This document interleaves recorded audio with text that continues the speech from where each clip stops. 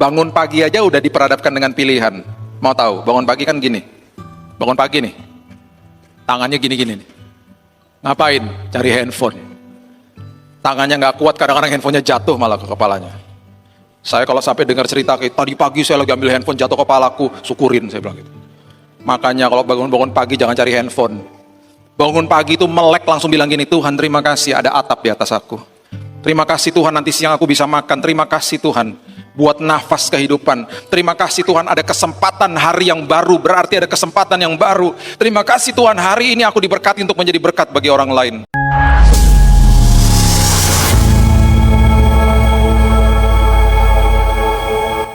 Tundukkan kepala kita berdoa. Tuhan terima kasih buat hari ini, mengucap syukur buat pagi yang indah. Kami percaya ketika kami ada di dalam hadirat Tuhan, perkara besar terjadi sama hidup kami. Kami mengucap syukur buat masa depan kami mengucap syukur buat firman Tuhan yang menjadi pelita bagi hidup kami. Kami sambut kebenaran-Mu Tuhan di dalam satu nama, Yesus Kristus Tuhan kami berdoa dan mengucap syukur. Kita sama-sama katakan, amin. Shalom. Oke, saya undang saudara buka bersama-sama saya di 1 Raja-Raja pasalnya yang ke-20 ayat yang pertama. 1 Raja-Raja pasal yang ke-20 ayat yang pertama. Haleluya. 1 Raja-Raja pasal yang ke-20 ayat yang pertama. Firman Tuhan mengatakan begini. Ben-Hadad, Raja Aram, mengumpulkan seluruh tentaranya, 32 orang raja bersama-sama dia, beserta kuda dan kereta. Lalu ia maju, ia mengepung Samaria dan memeranginya. Ada tafsiran yang mengatakan 32 plus dia jadi 33, ada yang mengatakan sudah termasuk 32. Apapun nomor atau jumlahnya, ini banyak. 33 kerajaan yang menyerang Israel. Kenapa mereka lakukan ini? Ada kemungkinan besar, mereka sudah tahu bahwa selama ini ketika diserang selalu kalah. Dan mereka rupanya mengabaikan perjanjian kudus yang diberikan Tuhan kepada Daud, moyangnya ratusan tahun yang silam sebelum ini. Daud ceritanya waktu awalnya mau bangun bait Allah, tapi kemudian lewat advisor penasehatnya Nabi Nathan mengatakan setelah berbicara dengan Tuhan, Tuhan mengirimkan pesan mengatakan gak usah bangun bait Allah, nanti biarkan anakmu yang akan membangun. Siapa namanya saudara? Salomo. Tetapi karena inisiatifnya datang daripada Daud, kemudian Tuhan membuat sebuah perjanjian kudus, Holy Covenant dengan Daud. Isinya luar biasa. Isinya begini, kerajaan keturunan keluargamu akan aku kokohkan sampai selama-lamanya. Berarti keturunan-keturunan Raja Daud akan dikokohkan Tuhan, akan dijaga sama Tuhan. Dan betul terjadi. Bahkan Alkitab mencatat beberapa dari raja-raja yang merupakan keturunan daripada Daud ini hidup dalam dosa. Dan firman Tuhan dengan jelas mengatakan harusnya aku koyakkan kerajaan ini daripadamu.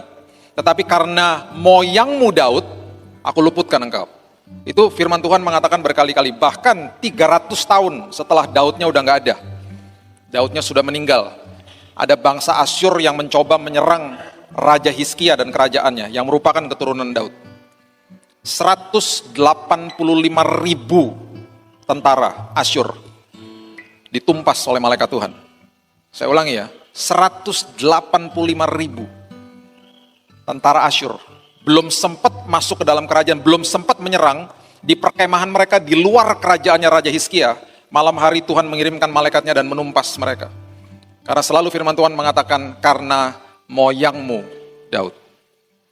Dan rupanya, ini akhirnya dibaca sama kerajaan-kerajaan ini dan mereka mengatakan bahwa kalau begitu kita serang aja, kalau cuma 1-2 kalah kita serang aja, kita kepung aja 30 lebih kerajaan menyerang mereka. Bangsa Israel sampai hari ini, bangsa Israel yang ada di zaman modern ini adalah tetap keturunan Raja Daud. Kalau saudara pergi ke sana nggak sampai 5% percaya Yesus. Tapi negara itu ditakuti sama bangsa-bangsa. Karena apa? Ada perjanjian kudusnya Tuhan. Makanya saya kalau ajak jemaat ke sana saya selalu mengingatkan, ingat ya, ini negara kecil. Nanti bulan April kita berangkat lagi. Ini negara sangat kecil. Penduduknya hanya 0, sekian persen dari penduduk dunia. Tapi 20% bangsa Yahudi adalah pemenang Nobel. Kalau saudara pegang handphone saudara mungkin berpikir teknologi itu berasal dari Jepang, Korea, atau Cina. Tapi sebenarnya isi daripada handphone saudara semua yang menemukan bangsa Yahudi. Mereka nggak pernah gembar-gembor namanya mereka cuma makan royalti aja. Sangat pandai bangsa ini. Ada satu tour yang akan membawa saudara ke Tel Aviv, bukan ke holy sites, bukan ke tempat-tempat yang bersejarah yang seperti biasanya dikunjungi. Ada satu tour yang membawa saudara ke Tel Aviv untuk mempelajari inovasi-inovasi yang dilakukan oleh bangsa ini. Sampai sistem perbankan dunia dikontrol sama mereka. Sistem keamanan dunia dikontrol sama mereka. Sistem kedokteran pun dikontrol sama mereka. Karena ada perjanjian kudus itu. Bukan sekedar dikokohkan, semua tatanan dunia ini yang hampir semuanya yang menginovasi adalah bangsa Yahudi. Luar biasa. Jadi kalau Tuhan sudah buat janji, ini poin saya, kalau Tuhan sudah buat janji, itu tidak pernah gagal. Tidak pernah gagal dan tidak bisa digagalkan. Itu janji Tuhan. Makanya kalau sampai ada orang khawatir, berarti orang itu tidak ngerti janji Tuhan yang tertulis di dalam firman. Ada 7.000 lebih janji Tuhan di situ. Dan itu selalu sampai pada kesudahannya. Saudara, makanya ketika Yesus dicobai, 3 kali dia mengutip, sudah tertulis, ada tertulis, it is written. Kemudian dia kutip firman Tuhan. Karena firman Tuhan yang saudara pegang bukan tulisan mati, itu hidup. Dan itu luar biasa, setiap hari hidup kita harus disaturasi sama firman. Harus membaca dan kemudian renungkan, makanya renungkan siang dan malam. Ya. Nah, kembali ke sini, 30 lebih menyerang, dan akhirnya mereka menyerang bangsa Israel di atas gunung. Dan mereka kalah. Masih juga mencoba lagi. Ayat yang berikutnya mengatakan begini, ayat 23. 1 Raja-Raja 20 ayat 23. Pegawai-pegawai Raja Aram berkata kepadanya, Allah mereka ialah Allah gunung.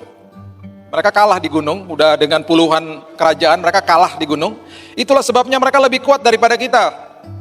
Tetapi apabila kita berperang melawan mereka di tanah rata itu valley atau lembah bahasa aslinya, pastilah kita lebih kuat daripada mereka.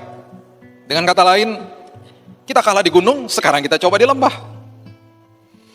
Sekali lagi, janji Tuhan, kalau sudah betul-betul dihidupi, janji Tuhan itu isinya penuh dengan perlindungan daripada Tuhan. Ayat yang ke-28 mengatakan begini, Tuhan bicara lewat abdinya. 1 Raja-Raja 20 ayat 28. Maka tampillah abdi Allah dan berkata kepada Raja Israel, beginilah firman Tuhan, oleh karena orang Aram itu telah berkata, Tuhan ialah Allah gunung dan bukan Allah dataran atau Allah lembah, maka aku akan menyerahkan seluruh tentara yang besar itu ke dalam tanganmu, supaya kamu tahu bahwa akulah Tuhan. Dengan kata lain, aku akan menyerahkan seluruh kesulitan, kesengsaraan, cobaan, ujian hidupmu. Karena aku adalah Allah yang berkuasa atas hidupmu. Ketika engkau senang-senang di atas gunung, aku adalah Allahmu. Ketika engkau sedang melewati lembah kekelaman dan lembah yang mengerikan di depanmu, engkau harus tahu aku tidak pernah berseberangan dengan engkau, aku Allah di lembah. Di apapun aspek hidup saudara, Dia adalah Allah yang berkuasa atas hidup saudara. Saya akan berikan contoh beberapa saja dari Alkitab tentang lembah-lembah yang kita lewati dalam hidup ini. Ada lembah yang saudara mungkin sudah pernah lewati atau sedang lewati, dan jangan kaget, kita akan pasti melewati hal-hal seperti ini, karena selalu ujian dan cobaan itu, bahkan ujian itu dibiarkan terjadi supaya kita makin bertumbuh, makin dewasa di dalam Tuhan. Kalau saudara ingat khotbah saya yang lalu di tempat ini, arti daripada berkat yang sebenarnya adalah ketika saudara berhadapan dengan kesulitan, kesengsaraan, ujian, bahkan cobaan hidup, yang diubahkan bukan kesulitan hidupnya, yang diubahkan bukan masalah hidupnya, yang diubahkan adalah saudara dan saya. Ketika saudara dan saya diubahkan Tuhan, saudara dan saya sedang diberkati sama Tuhan. Itu arti daripada berkat yang sebenarnya.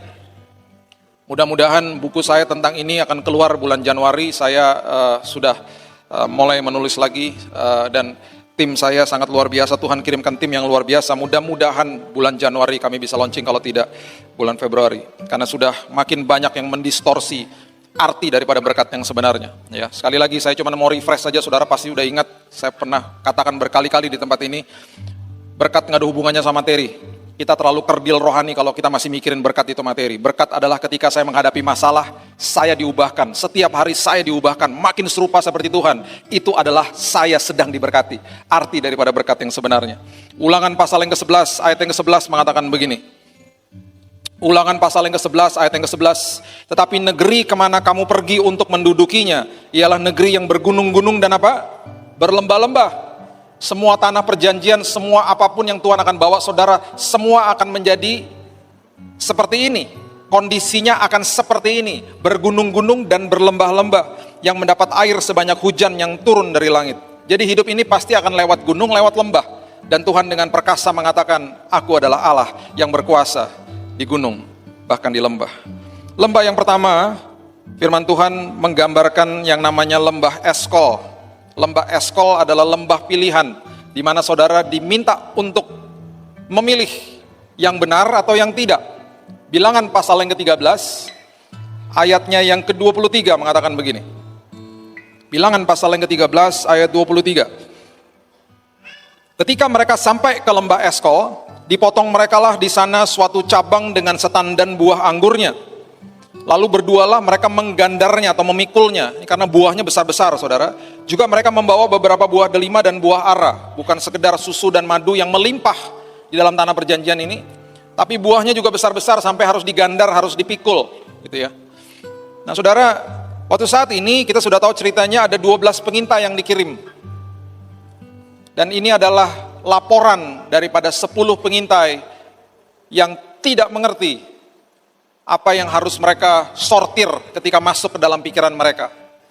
Pribadi yang paling sering bicara sama saudara adalah pribadi saudara sendiri. Kalau kita tidak dipenuhi sama kebenaran, kita akan membiarkan yang namanya tuduhan iblis merasuki hidup kita. Dan itu sangat mengerikan. Karena apa? Ini yang terjadi. 10 pengintai, mereka melihat kengerian di depan mereka, kita sudah tahu cerita ini, dan mereka kembali dengan kata-kata ini. Dan kata-kata ini adalah kata-kata yang mereka ucapkan sendiri, kepada diri mereka sendiri. Bilangan 13, ayatnya yang ke-33. Bilangan 13 ayat yang ke-33. Juga kami lihat di sana orang-orang raksasa. Orang enak yang berasal dari orang-orang raksasa. Perhatikan kalimat ini. Dan kami lihat diri kami, ini yang saya katakan.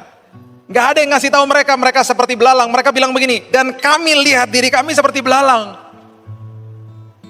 Udah gitu lebih mengerikan lagi, mereka berasumsi apa yang dipikirkan sama musuh mereka. Dan demikian juga mereka terhadap kami. Padahal nggak ada yang pernah ngasih tahu, kamu kayak belalang, nggak ada. Mereka yang beritahu diri mereka sendiri. Saudara, selalu kalau manusia, contoh ya, kalau manusia tersandung, jatuh dalam dosa, selalu ada 2 suara.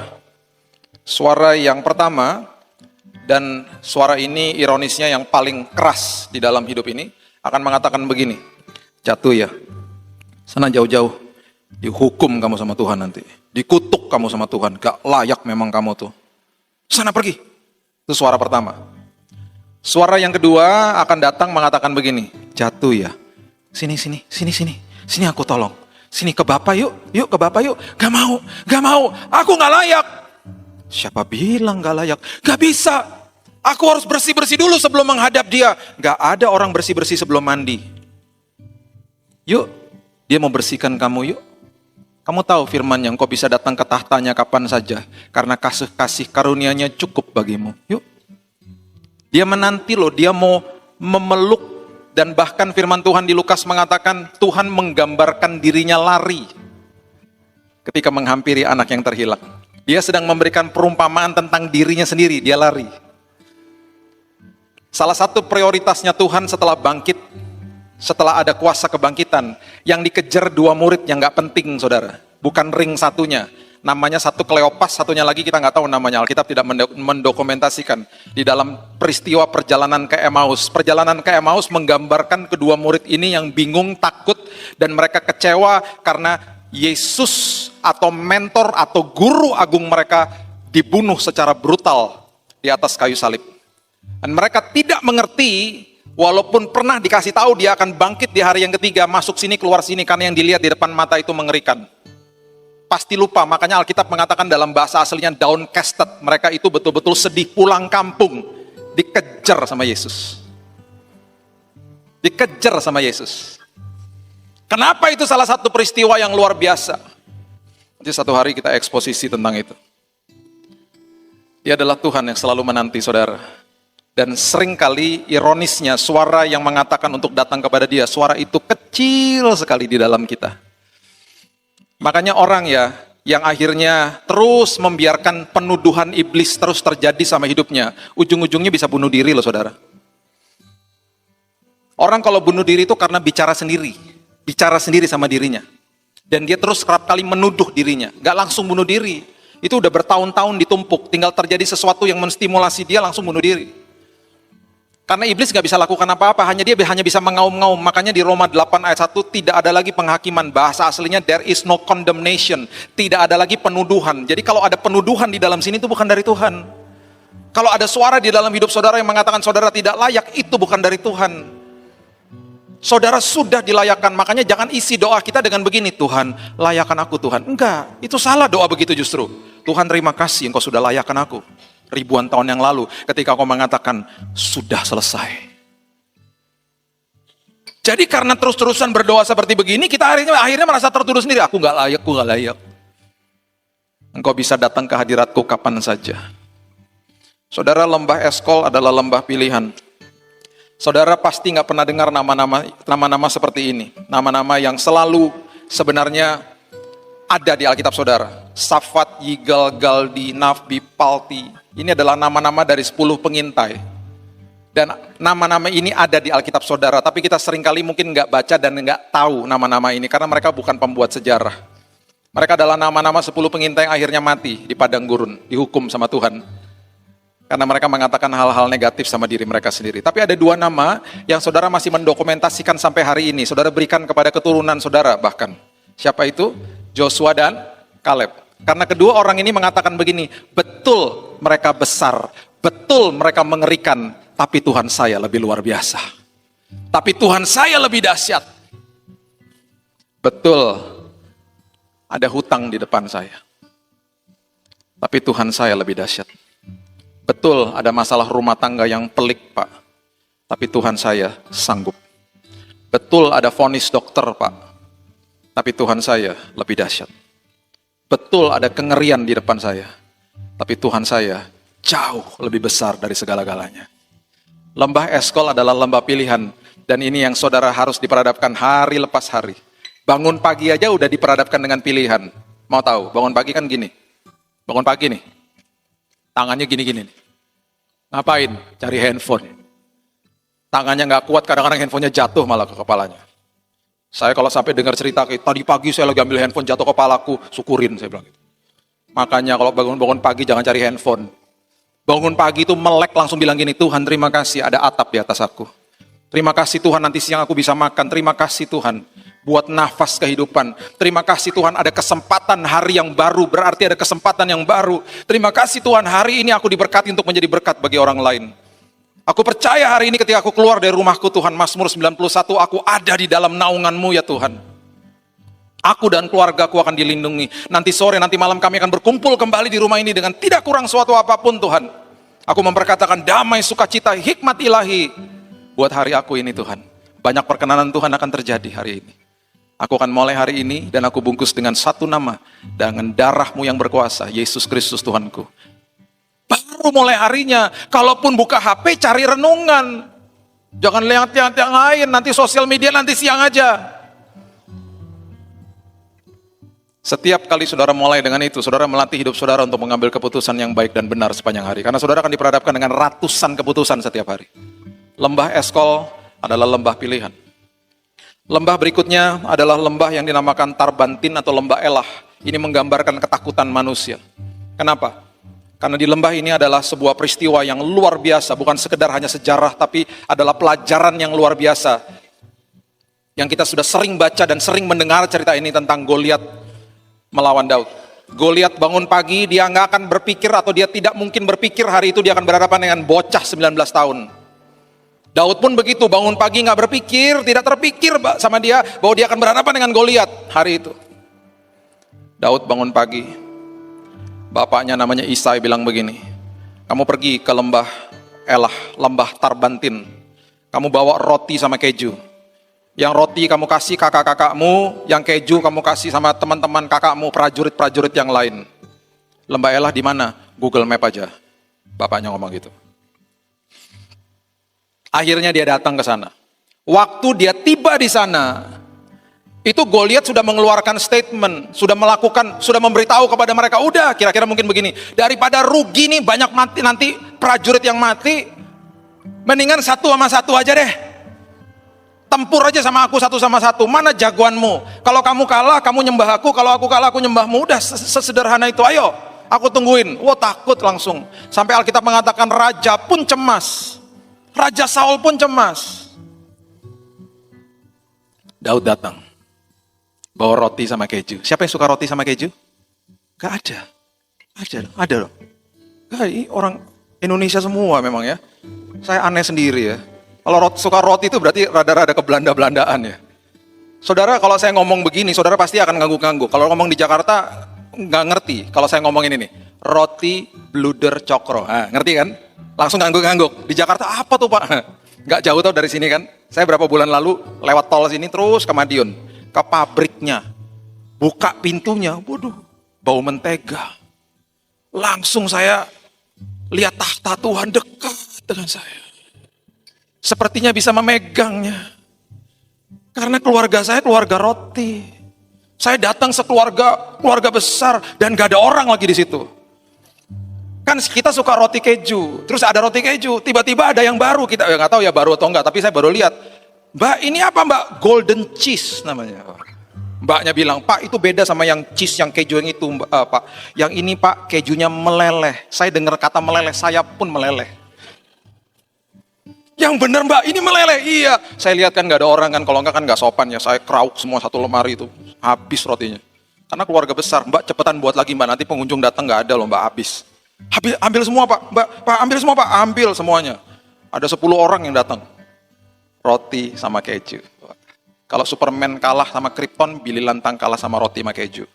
Yang ketawa ngerti, yang gak ketawa, itu ayat di mana Krypton? Maaf ya, besar sama komik soalnya.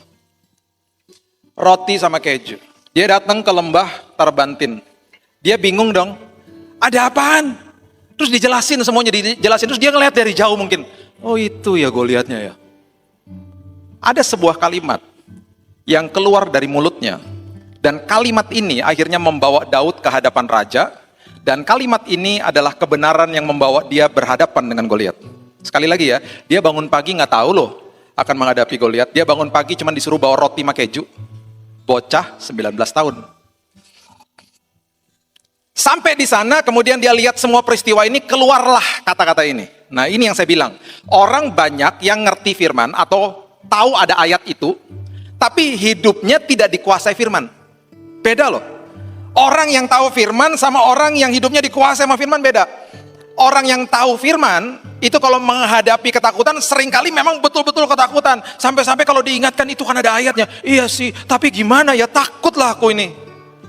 Memang ada sih, aku juga tahu ada ayatnya. Nah ini beda, ini orang adalah bocah yang ada di belakang layar, yang sehari-hari biasa mengembalakan domba, dan gak ada yang lihat. Dan di belakang layar ini karena hidupnya intim sama Tuhan, dikuasai firman, sudah biasa hari lepas hari mematahkan rahang singa atau beruang. Dan gak ada yang lihat.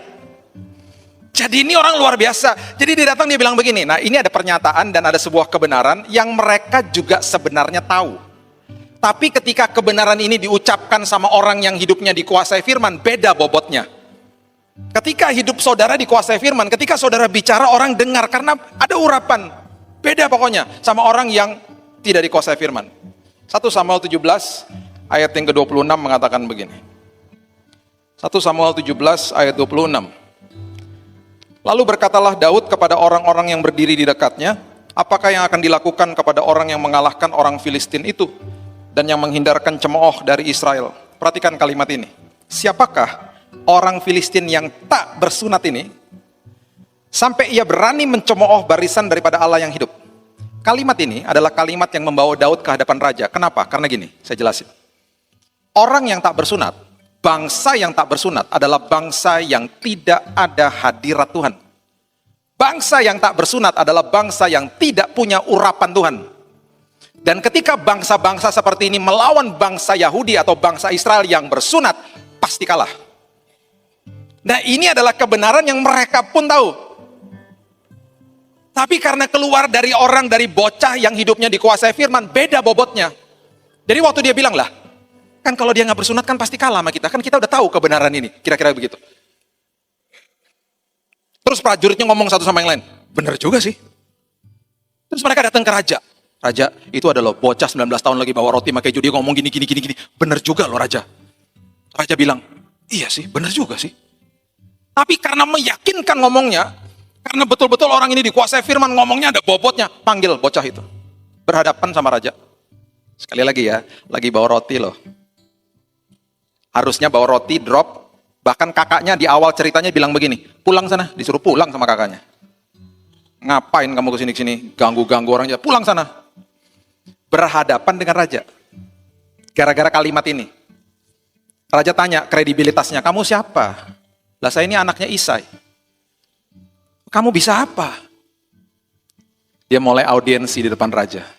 Raja, saya tuh sehari-hari biasa mengembalakan domba di padang. Dan bagi saya domba-domba itu kalau diganggu sama beruang sama singa bagi saya adalah sebuah makhluk yang tak bersunat. Pasti kalah sama saya karena saya adalah bangsa yang bersunat, yang ada hadirat Tuhan. Bagi saya, raksasa ini sama aja, sama beruang sama singa. Bentuknya aja beda. Bagi saya sama aja, kita pasti menang. Audiensinya di depan raja meyakinkan dan raja sampai bilang begini. Oke deh, sudah tahu. Nasib sebuah bangsa. Saya ulang. Nasib sebuah bangsa diserahkan kepada bocah 19 tahun. Ya udah, kamu sana deh, hadapi dia. Dikasih baju perang aja nggak bisa. Kebesaran dan berat nggak usah. Dia maju hanya dengan batu dan umban. Diketawain sama Goliat. Tapi karena hidupnya dikuasai firman, dia tahu walaupun masih kecil, ketika bermitra sama Tuhan jadi perkara besar. Karena hidupnya dikuasai firman. Tongkat di tangan Musa nggak ada artinya ketika bermitra sama Tuhan membelah lautan. 5 roti dan 2 ikan gak ada artinya ketika bermitra sama Tuhan. Ribuan orang makan. Batu dan umban gak ada artinya diketawai sama Goliat. Tapi ketika bermitra sama Tuhan, mati Goliat. Saudara mungkin bilang begini, saya cuma punya air mata Pak, sama dengkul untuk berdoa setiap hari dan gak ada yang lihat. Saya mau beritahu kepada saudara, dengkul saudara dan air mata saudara ketika bermitra sama Tuhan, perkara besar terjadi sama hidup saudara. Gak ada artinya mungkin di hadapan dunia, tapi di mata Tuhan itu sangat luar biasa berharga. Hidup harus dikuasai firman, makanya hidup intim sama Tuhan itu gaya hidup bukan keharusan. Saya selalu katakan itu. Kalau keharusan, saya ingetin lagi ya saudara ya, kalau keharusan itu kayak anak kecil, diharuskan, selalu 3 hal terjadi, lupa, capek, berontak. Lupa, capek, berontak. Anak kecil selalu gitu. Kalau nggak lupa, capek lah, nggak konsisten, atau nggak berontak sama orang tuanya. Kalau kita baca firman sama doa masih lupa, capek, berontak, kita masih di level keharusan. Faktor eksternal kalau keharusan. Kalau gaya hidup itu lahir dari dalam sini. Gak disuruh pun udah lahir dari dalam sini. Sebelum tidur bangun pagi nyarinya firman, bukan nyari handphone. Karena nagih dari dalam sini. Seperti makan dan minum kan nagih, gaya hidup soalnya.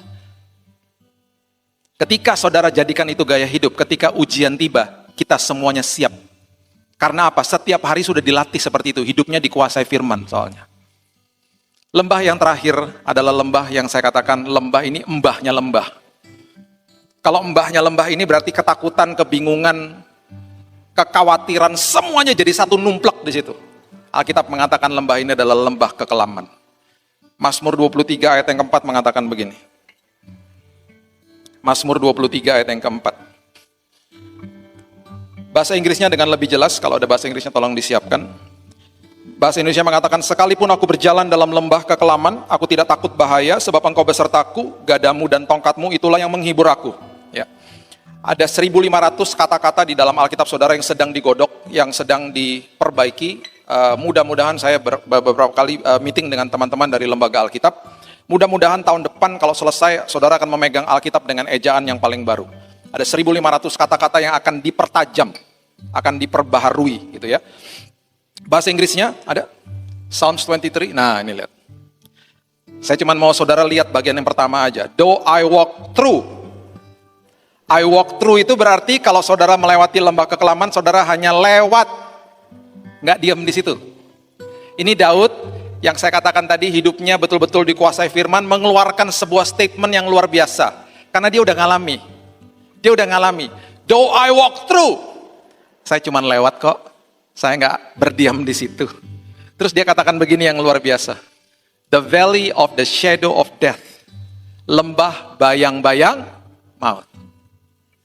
Kalau itu bayang-bayang maut, ada sebuah pesan yang Daud sedang berikan kepada kita semuanya. Yang pertama, kalau itu bayang-bayang maut, bayangan itu selalu tampaknya lebih besar daripada aslinya. Jadi masalah saudara itu sering kali tampaknya lebih besar, dibesar-besarkan sama iblis. Kita sedang ditakut-takuti. Yang kedua, kalau itu bayangan, bayangan tidak akan pernah melukai saudara. Dan tidak bisa melukai saudara. Gak ada bapak-bapak meninggal karena ditabrak sama bayangan truk. Gak ada. Gak ada. Bayangan tidak akan bisa melukai saudara. Itu yang dia sedang memberikan pesan kepada kita. Yang ketiga, ini paling luar biasa. Kalau itu ada bayangan, berarti di situ ada indikasi cahaya. Karena tanpa cahaya nggak mungkin ada bayangan. Dengan kata lain, Tuhan ada di lembah kekelaman saudara. Dia bertahta di situ, dia berjalan bersama saudara. Makanya terjadilah bayangan. Dia memegang tangan saudara, dia tidak pernah berseberangan dengan saudara, dia ada di sisi saudara, dia yang bertempur bagi saudara, dia yang katakan, sebentar kita akan lewati ya, kamu tenang aja, beberapa kali mungkin kamu akan tersandung, tapi kamu tidak akan pernah jatuh karena tanganku yang memegang tanganmu. Sesekali secara emosi kamu akan merasa bahwa aku tidak ada di sini, tapi latih kehidupan rohmu, karena aku selalu ada di sini memegang tanganmu. Jangan pernah katakan aku nggak peduli atau aku tidak ada di sini. Kita pasti sampai ke seberang dengan selamat karena kita cuman walking through, cuman lewat. Tenang ya, yuk kita lewat. Saudara sudah tahu kesaksian saya, mungkin sudah dengar saya kemarin. Saya tadi lihat jadwal saya waktu duduk di sini. Tanggal 12 Mei kemarin ini harusnya saya berkhotbah di sini, tapi digantikan sama adik saya. Tanggal 12 Mei itu waktu saya lihat di sini, saya sampai merinding juga tadi sendiri. Saya lihat ada note saya di situ, itu hari terakhir saya dirawat di rumah sakit, dan tanggal 12 Mei yang harusnya saya ada di GAB Mojokerto, saya dikeluarkan dari rumah sakit dan saya dinyatakan tidak usah kembali lagi, maksudnya gitu. Itu hari terakhir saya. Jadi ketika kemarin saya sampai ke sini, saya merinding juga dan saya sempat meneteskan air mata di kamar hotel saya karena tempat-tempat yang saya batalkan kemarin selama 6 bulan terakhir ini, ketika saya kembali lagi saya mengucap syukur sama Tuhan. Tuhan berikan kesempatan. Saudara mungkin sudah dengar, saya nggak bisa ceritakan secara detail, tapi garis besarnya kira-kira tanggal 2 Januari kemarin, saya ada di depan dokter di Singapura dan dokter katakan saya terkena atau terdiagnosa acute myeloid leukemia. AML itu adalah jenis kanker darah yang paling mematikan, dan saya tanya sama dokter karena saya awam dan tidak ngerti, dan saya tanya, dok, stadium berapa? Dokter bilang di kanker darah nggak ada stadium, yang ada jenis, Pak. Jenis AML atau acute myeloid leukemia adalah jenis yang didiagnosakan kepada ibu negara kita, Ibu Ani. Dan beliau dipanggil Tuhan 3,5 bulan setelah beliau didiagnosa. Beliau dirawat juga tidak jauh dari saya. Dan waktu dokter mengatakan begini, Pak, jenis AML, jenis ini adalah jenis yang paling mematikan. Jenis ini adalah jenis yang penyebarannya sangat cepat, dan kemudian bukan sekedar penyebarannya cepat, tapi dia membunuhnya juga cepat. Jadi dokter mengatakan, you are in the process of dying, Bapak dalam proses kematian. Saudara, 2 hal saya tanya kepada dokter, berapa biayanya kalau saya berobat di Singapura, karena saya nggak punya asuransi untuk cover saya di Singapura. Yang kedua, berapa lama lagi setelah dokter bicara begini, saya harus dirawat. Dokter bilang, dokter sebutkan angkanya untuk dana awalnya, dan kemudian dia bilang sama saya, nggak lebih dari seminggu, Pak. Nggak lebih dari 7 hari. Bapak sudah harus di kemo. Saya bilang, mohon maaf dok, saya harus pulang karena anak saya yang kedua ini ikut, dan saya harus pulangin dia ke Jakarta karena dia ini harus berhadapan dengan UN, ujian nasional, kelas 6 SD kemarin. Baik, gak apa-apa, Bapak pulang, segera dirawat, nggak lebih dari 7 hari loh Pak. Bapak mau dirawat di Jakarta silakan, mau dirawat di Singapura, cepat kasih tahu saya. Saya nggak punya banyak waktu saya dalam perjalanan pulang, saya bilang sama istri saya, jangan masukin apa-apa di sosial media. Jangan taruh apa-apa di sosial media, jangan kasih tahu sama siapa-siapa. Saya kalau berdoa panggil dia Dedi, saya bilang Dedi dengar ya tadi ya, dokternya bilang berapa. Kalau engkau berkenan, aku berobat di sana, engkau akan siapkan semuanya. Saya cuma ngomong sama dia dan saya selalu kejar sumbernya. Sangat nikmat kalau kejar sumbernya. Jadi saya cuma ngomong sama dia. Bahkan keluarga kami pun gak ada yang tahu. Tahu saya mau berobat gitu ya, tapi nggak tahu dananya berapa, saya nggak kasih tahu. Awalnya cuma saya sama istri saya yang tahu. Hamba Tuhan, ya makanya saya kalau seminar hamba Tuhan, saya kalau di dalam hal ini saya cukup keras ngomong sama mereka. Karena hamba Tuhan, ya kalau bagi saya banyak yang ngawur. Kalau lagi sakit, minta dana paling gampang. Mau tahu caranya? Ya saya kasih tahu nih. Taruh infus di tangan, foto di tempat tidur rumah sakit, mukanya giniin. Dilihat, kalau kurang sedih, kurang sakit, foto ulang. Kalau perlu, suster taruh infusnya pasien-pasien sebelah taruh di belakang aku aja. Biar kelihatan banyak infusnya. Kalau butuh ada 20 infus, padahal bukan infusnya dia. Foto, masukin sosial media bilang begini, tolong doakan saya sedang sakit. Itu baru kalimat awal. Kalimat kedua, kode keras. Jika Anda digerakkan Tuhan. Inilah BCA saya. Nah, kurang ajar kan? Tuhan pasti memultiplikasi. Bagi saya itu eksploitasi jemaat. Bagi saya itu manipulasi Tuhan. Manipulasi Tuhan. Manusia dipakai sebagai pipa berkat. Jangan kejar pipanya, kejar sumbernya. Sudah tahu, dalam hitungan 3 hari, dana yang dokter sebutkan itu ada di BCA saya. Persis jumlahnya, ayo. Tuhan saya adalah Tuhan yang tidak punya batas. Dan Tuhan saya di surga adalah Tuhannya saudara juga. Yang tidak punya batas. Jadi nggak usah takut. Selalu lari ke dia, hidup dikuasai firman. Pegang janjinya. Karena janjinya ya dan amin. Sampai kepada titik Tuhan, sampai apapun harus terjadi, aku nggak akan bergantung sama siapa-siapa. Itu baru iman yang luar biasa. Karena di titik-titik terakhir, disitulah pertolongan Tuhan terjadi. Seringkali kita pakai nalar. Gak bisa Pak, deadline Pak, begini dan lain sebagainya Pak. Dan gini. Doa aja Pak, doa aja. Sederhana saya selalu katakan doa aja. Bergantung sama sumbernya.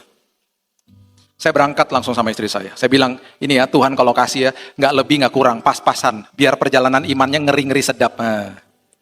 Saya berangkat, saya langsung bilang sama dokter rumah sakit di sana, minta kamar yang paling murah. Kamar yang paling murah yang berapa orang? 4 orang, nggak apa-apa masuk kamar berempat aja. Saya bilang gitu. Masuk kamar berempat itu saya masuk rumah sakit udah habis-habisan saudara. Karena tubuh saya maksud saya udah habis-habisan. Karena ini udah pendarahan di sini. Karena kalau kanker darah yang AML ini udah pembuluh darah pecah udah di mana-mana. Gusi saya udah berdarah semua. Dan HB saya, darah merah saya mungkin udah di bawah 5 saat itu. Karena darah merah kan penghantar oksigen. Saya berjalan sedikit udah megap-megap. Jadi saya masuk rumah sakit udah pakai kursi roda. Sampai masuk di kamar yang berempat. Dalam kondisi yang udah makin drop. Saya mulai pengen muntah di situ karena bau makanan. Kan pasien-pasien lain kan ada makan, sebelah saya makanan India, depan saya bakmi. Belum lagi makanan rumah sakit. Waduh, makin enak. Saya bilang sama dokter, dok tolong dok. Kita kan lihat di website ada kamar yang sendiri, 1 bedroom, tapi bukan VIP.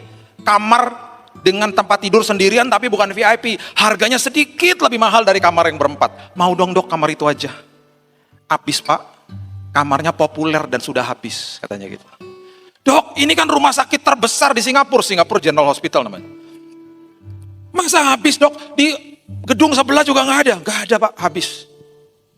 Saya bilang gini sama istri saya, jangan ngeluh. Kita maju dengan ucapan syukur. Nanti lihat tangan Tuhan yang akan mengerjakan segala sesuatunya. Kita berdoa, kita mengucap syukur dalam hitungan kira-kira 3-4 jam. Dokter udah pulang, dokter telepon rumah sakit. Rumah sakitnya setuju, rumah sakit kasih tahu susternya ke kamar saya. Ngomong gini, Pak, Bapak disetujui boleh masuk kamar nomor 3 di ujung sana Pak, di lantai 8 ini. Kamar nomor 3 itu apa suster? Itu namanya kamar suite room. Suite room. Maksudnya apa? Ini Pak, di sini kan ada VIP, VVIP, ini suite paling atas Pak, kamar yang paling atas paling bagus. Nggak mau, mahal, saya bilang gitu. Nggak mau, saya nggak minta itu kok. Enggak, dokter udah bilang, Bapak boleh masuk kamar suite, bayarnya yang 1 tempat tidur aja. Lah itu mau saya.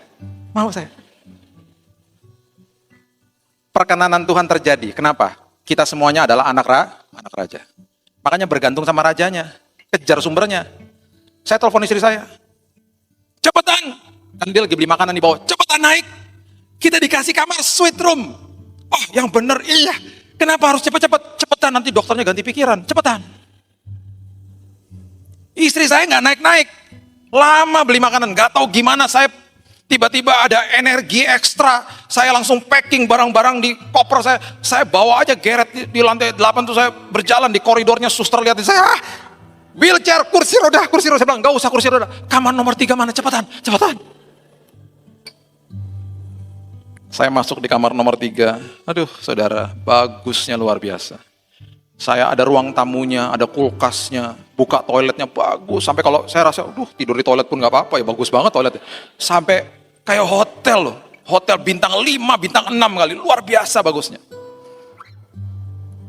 Rupanya Tuhan udah kasih anak-anak karena besoknya mau dengar vonis.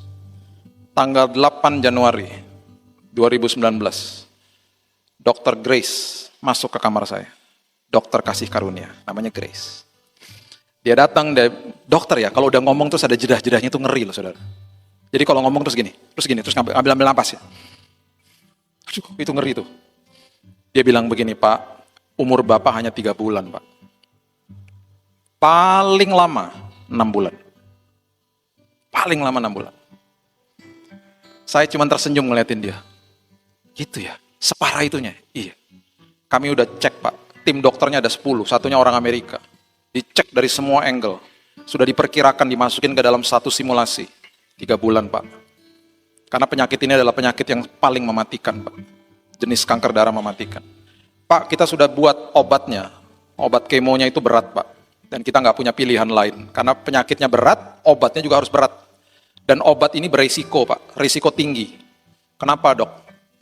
Susternya bilang kalau saya lagi beberes, cairan kemo itu jatuh ke tangan saya, atau netes, satu tetes saja ke tangan saya kebakar. Dan dokter bilang, nah itu Pak, cairan itu yang keras itu, kami akan injeksi masuk ke dalam tubuh Bapak. Tidak lewat infus biasa di tangan, infusnya ditanamnya di dada.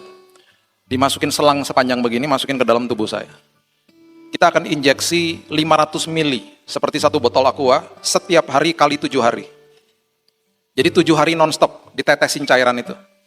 Jadi Pak, ada kemungkinan besar, karena kalau jatuh ke kulit aja udah sampai kebakar, ini betul-betul akan membakar organ-organ tubuh Bapak di dalam. Jadi Bapak akan kolaps, Bapak akan infeksi, Bapak akan masuk ICU, Bapak akan koma, Bapak akan meninggal. 50%, 70% pengobatannya gagal. Jadi Pak, nggak diobati meninggal, diobati pun meninggal. Saya bilang sama dokternya, ya sudah, kalau memang harus begitu, ya sudah. Dia bilang, Pak, tolong tanda tangan, supaya kalau sampai terjadi apa-apa, Bapak dan Ibu tidak tuntut rumah sakit. Saya dan istri saya tanda tangan. Waktu dia keluar, saya bilang begini, saya mengutip Amsal 4 ayat 20-23.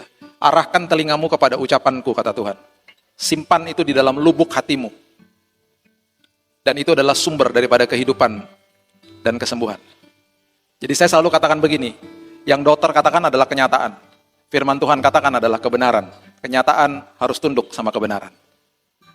Itu yang saya katakan setiap hari. Dan itu yang memampukan saya dan istri saya bisa tidur nyenyak setiap hari. Saudara, saya berdoa supaya saya tidak terkena infeksi, tapi saya kena infeksi juga. Ada doa yang Tuhan jawab, ada doa yang Tuhan tidak langsung jawab, tapi dia beserta dengan kita. Makanya dia katakan ketika masuk ke dalam lembah kekelaman di awal, dia sudah katakan kepada saya, ada beberapa kali kamu akan tersandung, tapi ingat tanganku memegang tanganmu, kamu tidak akan pernah jatuh. Aku akan pegang tanganmu. Saya terkena infeksi akut, organ-organ tubuh saya sudah mulai kolaps. Perut saya terkena infeksi akut sampai diobati dengan berkantong-kantong antibiotik. Akhirnya merambah sampai ke paru-paru, paru-paru saya sampai basah. Dan kemudian kalau saya bersin pagi-pagi itu darah semua yang keluar. Sampai harus ditusuk dari sebelah kiri dan dikeluarkan cairannya, ada sampai 3 botol cairan keluar dari paru-paru saya. Di satu titik tubuh saya sudah tidak bisa terima, saya menggigil 30 menit, kepala saya sudah 40 derajat. Di saat itu istri saya sudah cokokin saya perjamuan dan mata saya sudah putih. Dan akhirnya di situ saya kolaps dan saya pingsan. Istri saya sudah menangis dan dia sudah berpikir nanti mau pakein baju apa di peti mati. Di saat itu dokter dan suster sudah standby, kalau nggak terjadi resusitasi, saya kehilangan oksigen atau segera dilarikan ke ICU. Saya nggak tahu gimana, dalam waktu 6 menit Tuhan bangunkan saya dengan kondisi yang sangat berkeringat. Seolah-olah seperti virus bakterinya keluar semua. Dalam hitungan 3 jam setelah itu, suhu tubuh saya turun dan menjadi normal. Saya tidak pernah masuk ICU. Selama saya dirawat, saya tidak pernah masuk ICU, tapi mendekati kematian beberapa kali. Dan saya bilang sama Tuhan, terima kasih, Tuhan tolong saya. Tapi saya bilang, Tuhan yang kemarin itu ngeri sekali kejadiannya. Tuhan bilang, gak apa-apa, makin ngeri, makin seru kesaksiannya. Biar kamu kasih tahu sama jemaat, ketika mereka melewati lembah kekelaman, aku hadir di situ. Aku tidak pernah pergi kemana-mana. Bulan Januari terakhir, setelah selesai, dokter panggil saya untuk dites. Bulan Februari awal, hanya dalam waktu 1 bulan, dokter panggil saya ke kamarnya dengan terbingung-bingung. Dia katakan begini, Pak, kami udah cek hasilnya. Kami kirim ke lab yang paling canggih. Labnya ada di NUH, di rumah sakit di mana Ibu Ani dirawat. Itu lab yang paling luar biasa. Kami dari 10 tim dokter sudah lihat, Pak. Dan kami sudah lihat berulang kali. Kami tidak bisa menemukan satupun sel kanker dalam tubuh Bapak.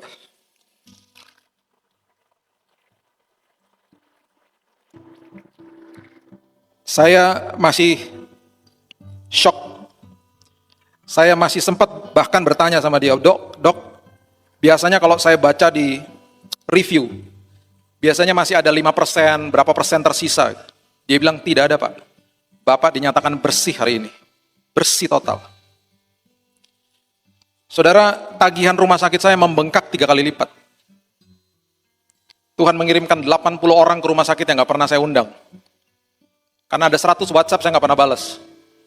Sepertiganya yang datang saya gak kenal. Dari gereja-gereja lokal.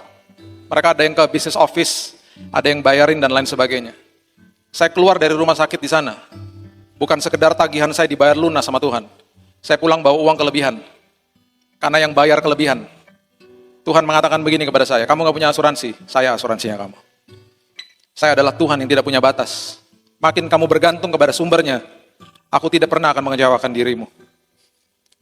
Saudara, saya masih dirawat lagi, dan dokter katakan, Pak, dirawat ringan aja ya Pak. Nanti 2 kali Singapura, 2 kali di Jakarta. Jadi tanggal 12 Mei kemarin yang harusnya saya ada di sini, itu hari terakhir saya ada di rumah sakit di Jakarta. Karena saya keluar masuk 2 minggu dirawat, 2 minggu keluar, 2 minggu dirawat lagi untuk pengobatan yang sangat ringan. Tanggal 12 kemarin saya minta adik saya untuk menggantikan saya di sini, mungkin dia sudah cerita juga. Dan setelah saya keluar, diadakan tes terakhir di bulan Mei terakhir, hasilnya keluar bulan Juni awal. Dokter mengatakan, Pak, bukan sekedar kali ini hasilnya, bukan sekedar sel kankernya hilang, Pak. Indikasi ada sel kanker pun tidak ada, Pak. Bapak di stop perawatannya, bahkan Bapak keluar dari rumah sakit tidak diberikan obat satupun. Bapak cuma jaga makan aja sama banyak tidur, Pak. Itu aja. Pertanyaan pertama saya, boleh khotbah lagi, Dok? Boleh. Boleh traveling lagi, Dok? Boleh. Makanya saya ke Mojokerto.